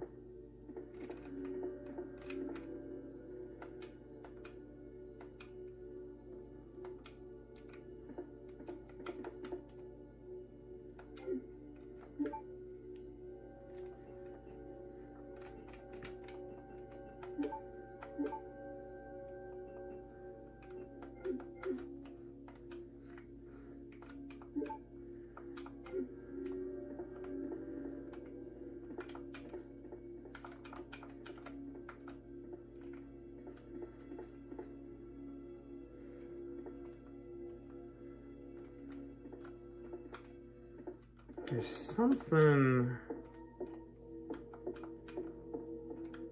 I remember this puzzle and I can't remember exactly what I did. Can I like on this camera here? No, I don't think so. I think I'm getting this mixed up with Luigi's Mansion. Another quality survival horror game.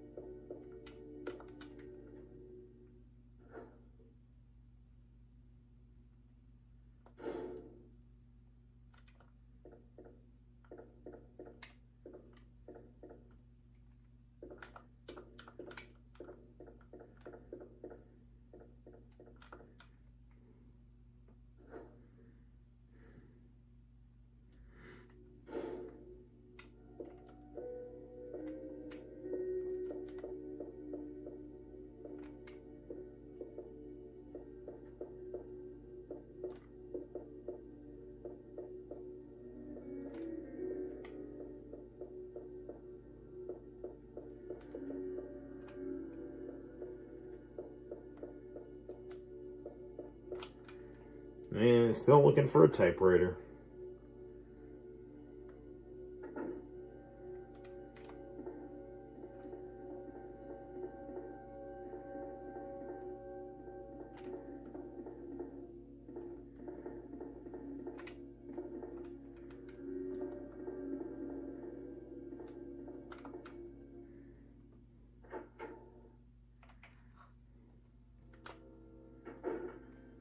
There we go.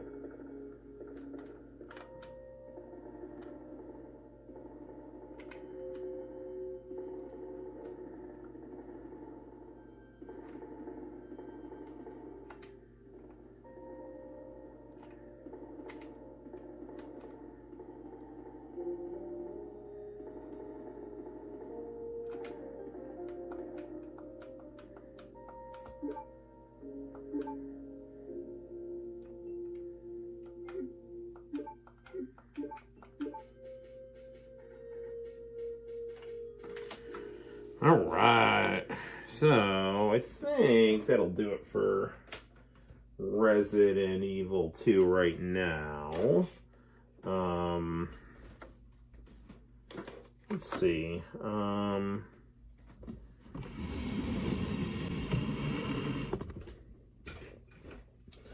Let's see what we want to do here. We should wrap up like reasonably soon because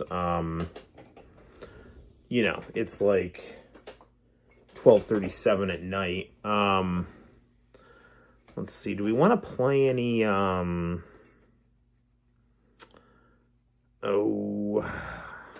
let's see. We could do a little bit of Batman Returns, or check out a VHS tape. What do you guys in the audience want? Although I do want to do kind of wrap things up pretty soon, so I can I do want to upload that Robot City tape, and I need to do some narration because I have you know, this stuff filmed of like what's inside the store. So the other thing I got to do soon is my wife just got some AA batteries. I got to review a handheld that Retro Zoltan sent, which is a Mankind Stone Cold Steve Austin thingamabob, which is pretty interesting. So it's like a Tiger Electronics thing. So yeah, I don't know. All right, so I don't know. What do we want to do here? Let's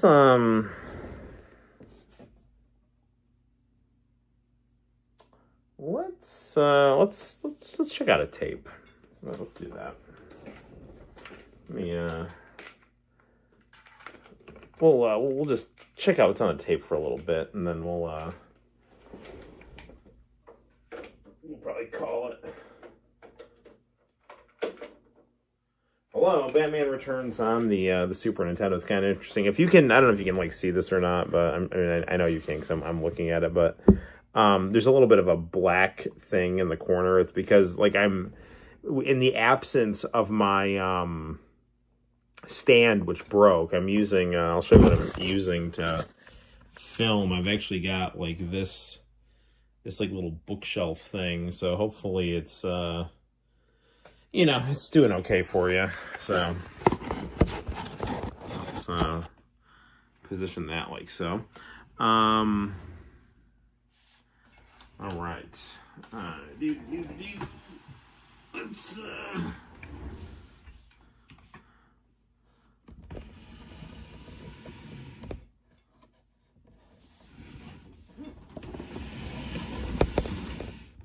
whoa. Sorry about that. You guys just went on a little ride there. So let's just trying to get this set up here so you can watch TV.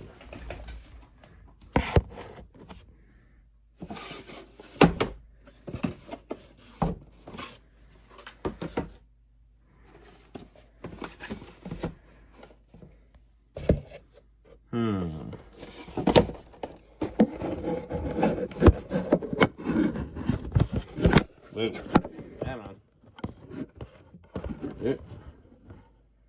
Okay, that works. All right. Come on, big boy.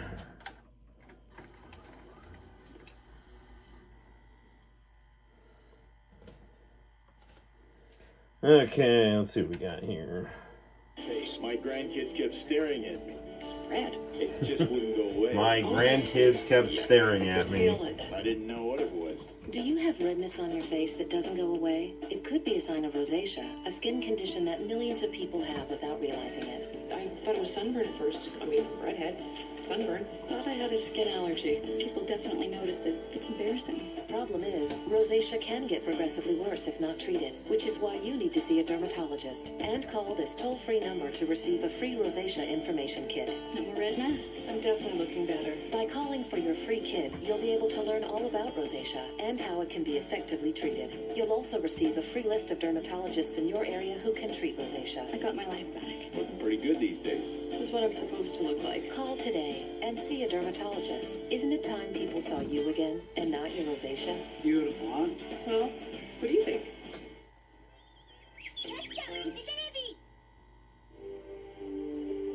Oh, it's Dragon Ball.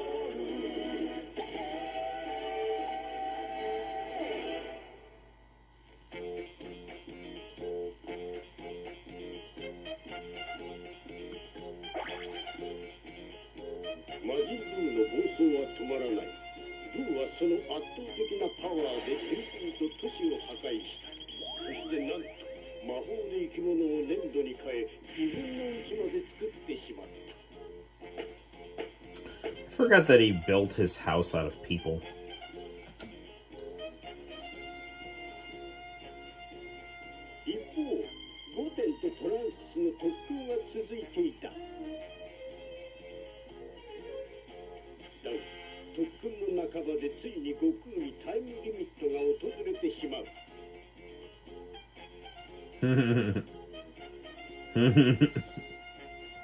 These were good episodes.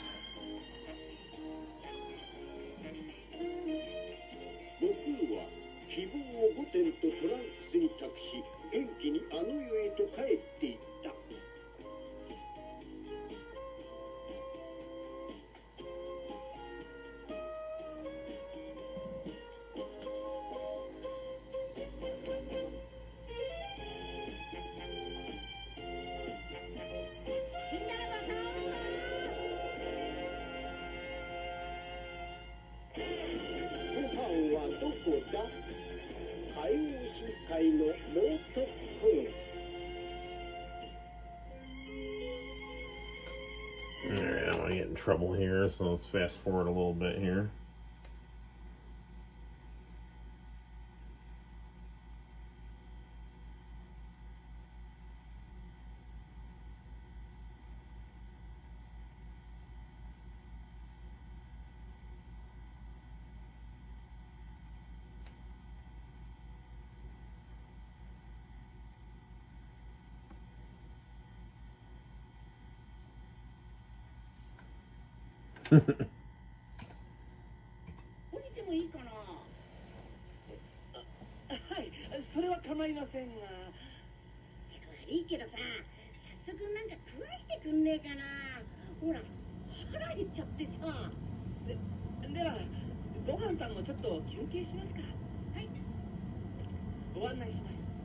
ついてきてください。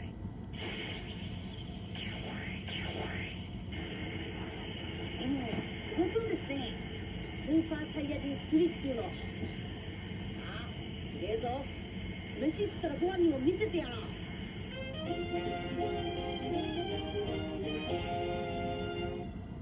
Are you losing your hair? Is that bald spot getting bigger? Yes. Medical studies Yes, have it is. reported the body chemical DHT is the leading cause of hair loss. We've developed Avacor, a natural herbal treatment that stops DHT from attacking your hair follicles. Avacor regrows hair in balding areas. We guarantee it. Stop DHT from ruining your life. Call 800-697-1743. Hey, baldness Use does not Avacor ruin your spray for life. 3 full months. I resent Call that. 800-697-1743. The American flag. It symbolizes freedom and justice for all mankind. Throughout the land, millions of Americans are proudly displaying the flag. Introducing the American Freedom Collection. So, fun fact: this tape was made in the early 2000s, which was like right in the wheelhouse of post 9/11. So, They attach to your car window in seconds. Just slide American flags everywhere. It looks great on mailboxes, bikes, trucks, even inside your home. The American Freedom Collection also includes 4 reusable peel and place flags. There's no glue. Just peel off the flag and it'll cling to any smooth surface. Call now and receive your personal American Freedom pin. You get everything. The Old Glory flag, the God Bless America flag, the peel and place flags, and flag pin. The entire American Freedom Collection for just $14.99. Call now. Have your credit card or checkbook ready and call 1-800-967-0088.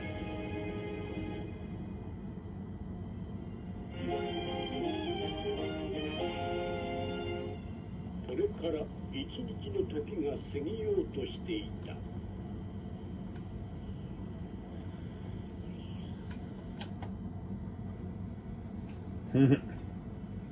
Piccolo doing some training of the youngins here.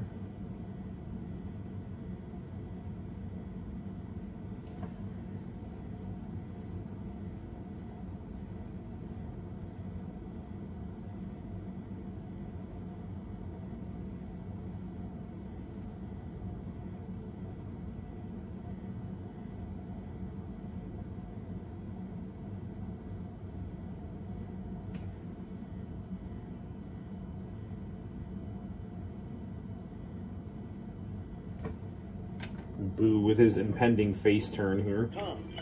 Check program schedules and view movie clips featuring Cantonese, French, and international films.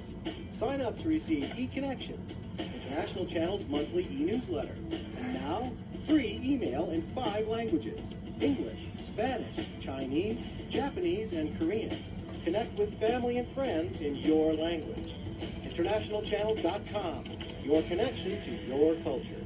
Tired of spending too much time chopping vegetables? Fed up with Little those bit. complicated food processors? Wish you could spend more time dining and less time whining? Well, now you can. Introducing the Quick Chop, the fast and easy way to chop, mince, slice, and dice with just a tap. Pretty sure that Put your favorite vegetable our under good the friend Quick Chop, Diego, give it a great tap, friend of and the you've channel, got sent us one of shredded these. cabbage for delicious coleslaw. Tap again and chop carrots and celery. Get an instant for a tasty stir fry. Or add potatoes for one-tap home fries the kids will love. Hey, garlic can be a pain to prepare, but not with the Quick Chop. You can even leave the peel on. Just give it a tap. Easily remove the peel, and you're left with fresh garlic, peeled, chopped, and ready to use. Amazing! Here's the magic. The second you tap down, 6 carbon steel blades slice your food perfectly. Then, as they retract, they cleverly rotate. So the next time you tap down, the blades chop in a completely different area. Just tap the Quick Chop for sliced onions on a burger. Tap again and you've got diced onions, great for soups and stews. Tap again and enjoy finely minced onions with no tears, an ideal topping for chili. Quick Chop is faster than a knife and easier than a processor. And when you're done, just run it under the faucet. It's great for pecans, almonds, and walnuts, and even strong enough to crush ice. Call now and receive the amazing Quick Chop for only $19.99. But wait, there's more. We'll also include this amazing folding chopping board free. Use your Quick Chop right on top. Then fold the board and funnel your ingredients right into the pan with no mess and no waste. Yours free. And here's a super value. If you call right now, we'll double your order. You get a second quick chop and a second folding chopping board, absolutely free. Together, they're a $60 value. All yours for only $19.99. Call now. Call and order the amazing Quick Chop for $19.99, and as a special TV offer, we'll double your order while supplies last. So get chopping. Call 1-800-914-9966. That's 1-800-914-9966. Call now.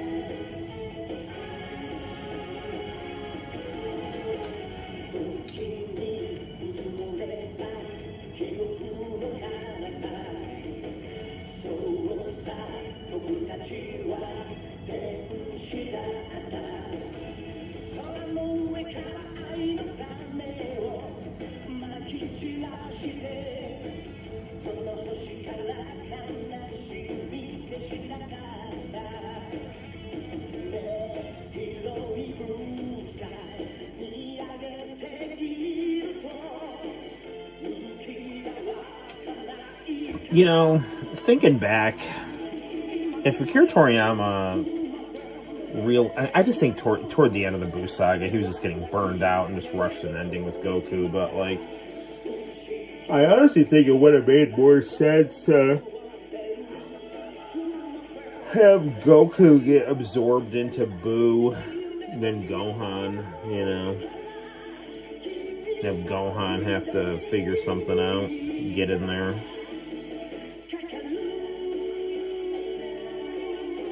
I mean, you just do the Vegito fight with, you know, Gohan, and but Goku's in there instead.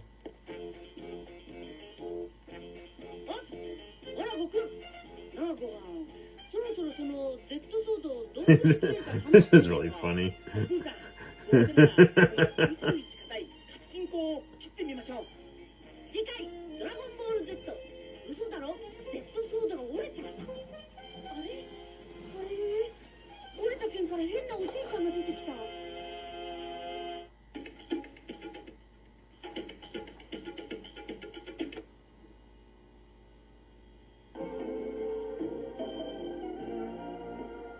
Hey, Earthian. 大天使ミカエル様、俺たちは今、日本という国の新宿という町に来ている。 I forgot I had Earthian on this tape. 先に調査した香港。I think this is the one of my this is from the original Japanese action explosion. 香港でアシアに翼を見せてしまったミツについては、すでに花月屋からお聞き及びのことと思いますが。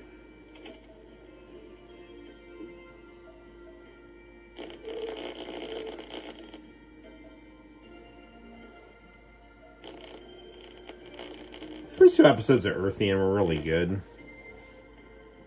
Once it like got into all that yaoi stuff, though, I'm out. You know. 俺は今すごくアーシアンたちに興味を持っています。すごく好きになりそうな気がします。ですから今度は必ずミカエル様の満足のいくプラスの報告ができると思います。ミカエル様、約束します。きっとです。香港でのミスを絶対取り返します。お願いします。Maybe not.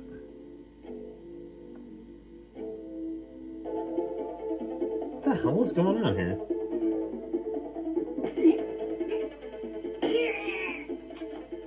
すまない。俺のパートナーがお前らが悪いっていうものだからな。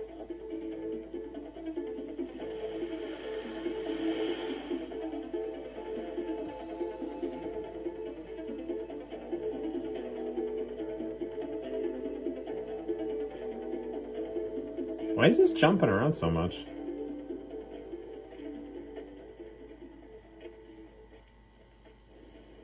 この上まではあいつらも気がつかないよ。来て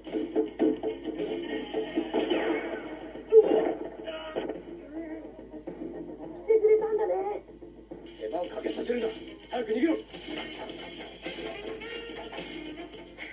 今月よ。いいから行け。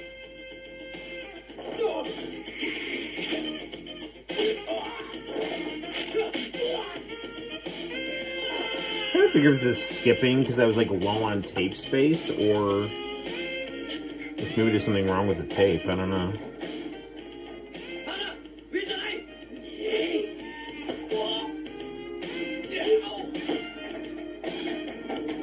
Well, we have this whole episode uploaded on Laserdisc on the YouTube channel.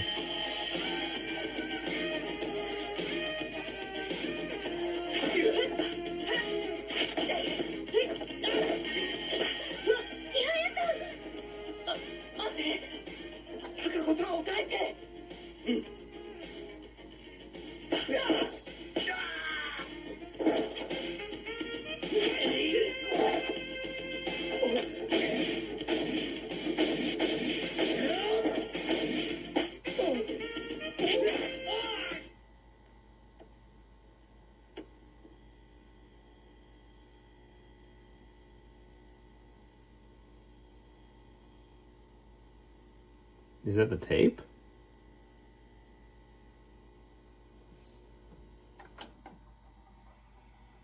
No, I guess not. What the hell happened? Did I accidentally tape over that with Cowboy Bebop?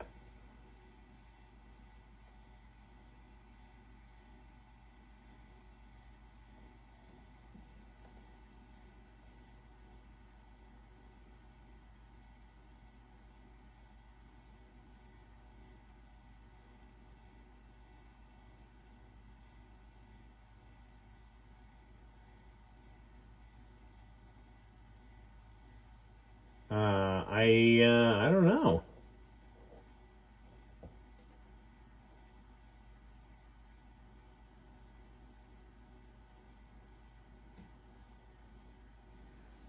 I did tape all of Cowboy Bebop when it was on Adult Swim, so...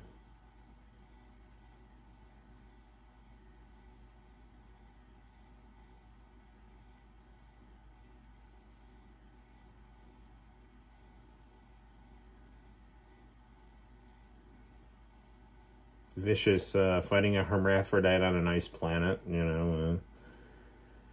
That'll get you singing the real folk blues.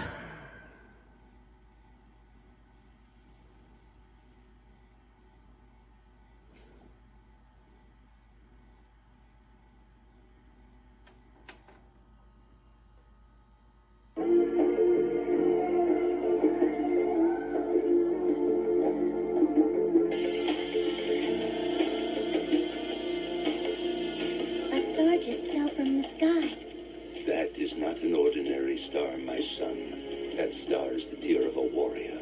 What warrior is it? A lost soul who has finished his battle somewhere on this planet. Oh. A pitiful soul who could not find his way to the lofty... Oh, yeah, I guess that is the tape, so... Well, there we have it. All right. So... Whoa. Yeah, we got to fix. Oop, there we go. We got to fix the little bit of our camera situation there. Okay, guys, so that's about 2 hours worth of stream. We got some Resident Evil 2 and some international channel tape fun. So I think that's going to do it for tonight. I'm going to hit the hay and maybe try to upload so I can get that Robot City video up and going. So there you have it. Hopefully you enjoyed the stream. I enjoyed chit-chatting with you guys and gaming and watching some tapes. And until next time, guys, good night, my friend. Until next time, my name's Noel. You take care, and I'll see you in the very near future for more fun and excitement on the Noel ComiX YouTube channel. Bye-bye.